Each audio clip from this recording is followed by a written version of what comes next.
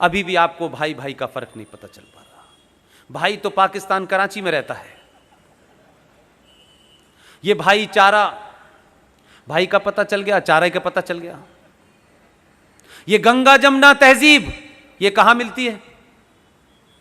हम सदियों से साथ रह रहे हैं, ये मुझे समझ में नहीं आ रहा कि कहां पे रह रहे थे। इस नरेटिव से बाहर आइए, अपने होने का एहसास कीजिए। इसलिए मैंने कहा कि सनातन के लोगों को कभी हथियार उठाने की जरूरत ही नहीं है। आपने तो 2 भेजे हैं, तब अल्लाह से यकीन हट गया है। आप तय करें, हमारे निजी स्वार्थ कुछ भी हो, हमारी आपसी अनबन कितनी भी हो, लेकिन हम दिल्ली पे उसी को बिठाएंगे जो 5000 साल पुरानी सभ्यता और सनातन राष्ट्र को बचाने के लिए काम करेगा। उसकी जात क्या है, उसकी पार्टी क्या है, वो क्या खाता है, वो क्या पीता है, ये हमारा एजेंडा नहीं है। ये बहुत खुशी की बात है कि वो जो करता है खुलेआम करता है, ऐलान करके करता है। और उसके ऐलान करने से कुछ लोगों को लगता है कि हमारी 5 वक्त की अजान अल्लाह नहीं सुन रहा, लेकिन इसकी 1 वक्त का ऐलान अल्लाह ही सुन रहा है।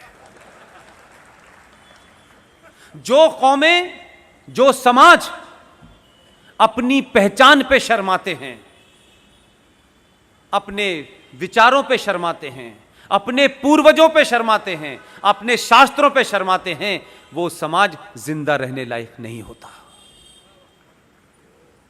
मैं और आप तो बहुत छोटी चीज हैं, इवन कुछ भी नहीं है। आपका पहला देश का, दुनिया का प्रधानमंत्री है जो अपने होने पे शर्माता नहीं है, जो है उसके ऊपर पूरे गर्व से कहता है मैं यही हूं। हम तो जरा सा तिलक लगा लेते हैं तो रहमान भाई के घर जाने से पहले पहुंच लेते हैं। रहमान भाई को तिलक लगा देखेंगे तो उनको लगेगा यार ये कैसे ऐसा हो सकता है, ये तो बड़ा लिबरल हिंदू था। आपको लिबरल दिखने की शौक है। आपके प्रधानमंत्री ने पहला चुनाव जीता, विदेश की यात्रा की, 2 मुल्कों का दौरा किया। यह सिंबॉलिक है, यह देश समझ नहीं पाया। मैं उसको उसी रास्ते से देखता हूं, उसी एजेंडे से देखता हूं। पहला उसका दौरा भूटान का था, दूसरा नेपाल का था, श्रीलंका का था, पाकिस्तान का। अखंड भारत में जो खंडित हुआ है उसको देख करके आ गया है कहां कहां है। सबका उसने सर्वे करा है। लोग समझ रहे हों कि वो बिरयानी खाने गया है। और नेपाल के उस मंदिर में 6 घंटे पूजा की। यह बात मैं किसी एंगल से नहीं कहना चाहता, मैं यह कहना चाहता हूं कि भारत का प्रधानमंत्री इस समाज में जहां लोगों को प्रधानमंत्री और राष्ट्रपति बनते ही टोपी लगाने का और हरा रंग का डालने का शौक हो गया था, नेपाल के मंदिर में 6 घंटे पूजा करने के बाद बाहर निकला, गेरुआ वस्त्र पड़ा था, गले में रुद्राक्ष थे, लंबा सा तिलक था। पूरे टेलीविजन ने दिखाया, जिसको पसंद है ठीक है, जिसको नहीं पसंद है आंखें बंद कर ले। मैं जो हूं वही रहूंगा, यह मेरा फेथ है। मैं प्रधानमंत्री हो गया हूं, इसका यह मतलब नहीं है कि मैं अपने फेथ को गाली दूंगा। तुम्हारा फेथ है, तुम मानो। लिहाजा उसने इतना बड़ा मैसेज दिया, आप मंदिर तो जाइए, मंदिर में कुछ तो करिए, 5 मिनट बैठेंगे। यह बात अलग है कि कुछ लोग मंदिर नहीं जा रहे थे। उनका कहना था मंदिर जाते वही लोग हैं जो लड़कियां छेड़ते हैं।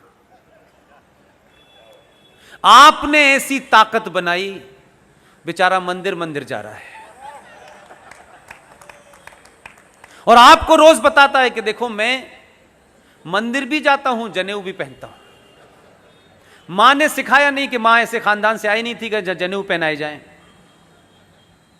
तो जनेऊ वो कभी कुर्ते के ऊपर पहन लेता है, कभी सीधे हाथ पे लेता है, कभी उल्टे हाथ पे लेता है।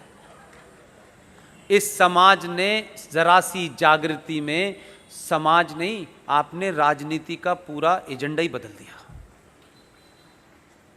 इसलिए आपके प्रधानमंत्री ने बहुत काम जो साइलेंटली किए हैं उसकी चर्चा हम नहीं करते हैं, वही बहुत बड़ी बात है। एक छोटी सी घटना है, हम सब भूल गए होंगे। वो फर्स्ट टर्म में जब आए थे तो एक काम उन्होंने किया था, उन्होंने कहा कि आप किसके बेटे हैं? यह सत्यापन, यह अटेस्ट कौन करेगा कि मेरे पिताजी का नाम स्वर्गीय बलदेव प्रसाद है, मैं उनका पुत्र हूं? इस सच्चाई को दुनिया में अगर कोई जानता है तो मेरी मां जानती है कि मां के अलावा नहीं पता हो कि मेरा पिता कौन है। मां ने जिसको बता दिया है ये तुम्हारा पिता है, हम पिछले कई सालों से उसको अपना पिता मानते हैं। मेरी मां जीवित है। ये जो कहा गया कि आप किसके पुत्र हैं, आप अपना एफिडेविट दें, आप अटेस्ट करा के लाएं कि आप किसके बेटे हैं, तो ये डीएम साहब को कब पता चला कि मैं किसका पुत्र हूं? वो कहां खड़े होकर देख रहे थे? ये मजिस्ट्रेट को कैसे पता चला? ये अंग्रेजों ने आपको ह्यूमिलेट करने के लिए प्रथा चलाई थी कि अंग्रेज अफसर बताएगा कि आप किसके पुत्र हैं। उसको क्या पता मैं किसका पुत्र हूं? ना मेरे बाप को देखा, ना मेरी मां को देखा।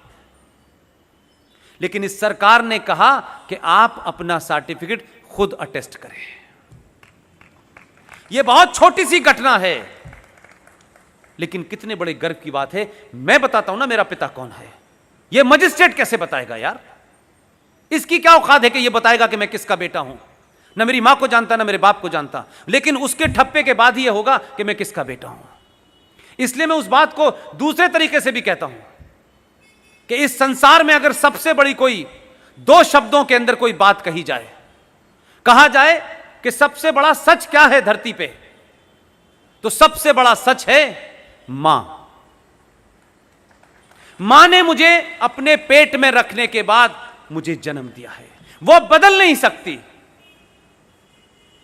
और विश्वास नाम का अगर कोई शब्द है जिसे एक ही शब्द में कहा जा सकता है तो उसका नाम है कि मां जिस आदमी को कह देती है कि यह तुम्हारा बाप है, जीवन भर हम उस पर विश्वास कर लेते कि यह हमारा बाप है, सवाल नहीं पूछते। यह बात अलग है कि अगर पहले बात होती तो केजरीवाल जरूर प्रूफ मांग लेता। तो छोटी छोटी चीजों से आपके अंदर कैसे स्वाभिमान जगे, कैसे आपको अपने होने का असर लगे। आप सुपीरियर किन को मान रहे हैं? अंग्रेजों को। वो बता गए क्योंकि उन्होंने ये प्रथा इसलिए चलाई थी, उन्हें राज करना था। अब देश आजाद हो गया, ये प्रथा खत्म होनी चाहिए। इसीलिए भारत के राष्ट्रपति के घर में जो छोटा सा बदलाव हुआ उसकी बारे में बात नहीं होती। हमें सिर्फ 370 और 35 पे नजर आती है। बहुत सारी घटनाएं ऐसी हुई हैं जो आपको पता नहीं है, और बार बार आपके माध्यम से रिमाइंड कराता रहता हूं मैं। जरा इन चीजों को भी सोचो। हर चीज में प्रॉफिट लॉस नहीं होता, हर चीज मटेरियलिस्टिक नहीं होती, कुछ चीजों का फिलोसफिकल मीनिंग होता है।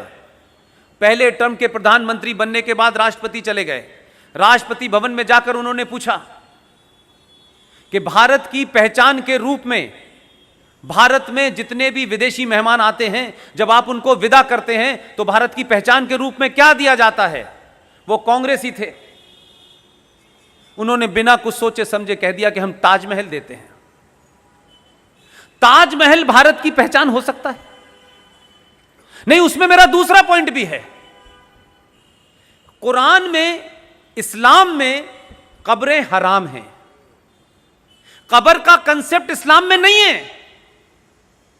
ये जो देश भर में जमीन घेरने और इस्लामिक दुकान चलाने के लिए और इस्लामिक आइडियोलॉजी को फैलाने के लिए ये जो कब्रिस्तान बने हुए हैं कि यहां इसका कब्रिस्तान है, वहां उसका कब्रिस्तान है, कब्रिस्तान का कंसेप्ट इस्लाम में नहीं है मेरे भाई।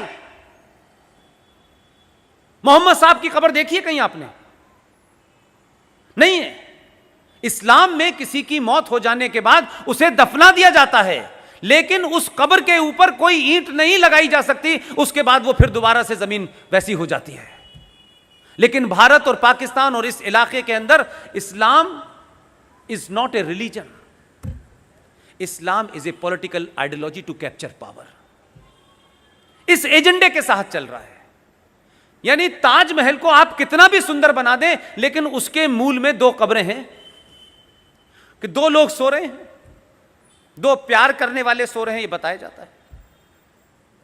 उस कहानी पर नहीं जाना चाहता कि वो प्यार था क्या था, मैं नहीं जानना चाहता, वो मेरा इशू नहीं है। लेकिन आप कब्रों को कब से अपने घर में रखने लगे? उनके तो हिसाब से गैर इस्लामिक है। हिंदू पद्धति में भी क्या अस्थियां हम अपने घर पे रखते हैं? तो कब्र को खरीद के क्यों लाते हैं? और क्यों वो भारत की पहचान बना दी गई, और भारत उसे शान से विदेशी मेहमानों को दे रहा है। और अगर आप दे रहे थे तो विदेशी मेहमान भी यही समझ